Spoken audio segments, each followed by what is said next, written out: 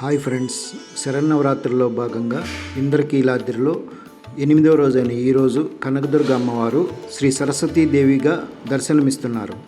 దుర్గాదేవి అలంకారాలన్నింటిలో మూల నక్షత్రం నాటి సరస్వతీదేవి అలంకారానికి ఎనలేని ప్రాముఖ్యత ఉంది. ఈ తల్లి అనంత బ్రహ్మ శక్తి చైతన్య స్వరూపిణి. ఋగ్వేదం, దేవీ భాగవతం, బ్రహ్మ వైవర్త పురాణం, పద్మపురాణాల్లో సరస్వతీ గాథలు, స్తోత్రాలు అనేకం ఉన్నాయి. వీణాపాణి అయి పుస్తకం అక్షరమాల ధరించి శ్వేత వస్త్రధారిణి అయి హంసవాహినిగా ఈ తల్లి భక్తులకు దర్శనమిస్తుంది. నిష్కల్మష హృదయంతో ఈమెను ఉపాసన చేస్తే వాక్కు, బుద్ధి, వివేకం, విద్య, విజ్ఞానం కలుగుతాయి. సరస్వతి ఉపాసన ద్వారా సర్వశక్తి సామర్థ్యాలు కలుగుతాయని దేవి భాగవతం చెబుతుంది. విద్యార్థులకు ఈ తల్లి విజయప్రదాయిని.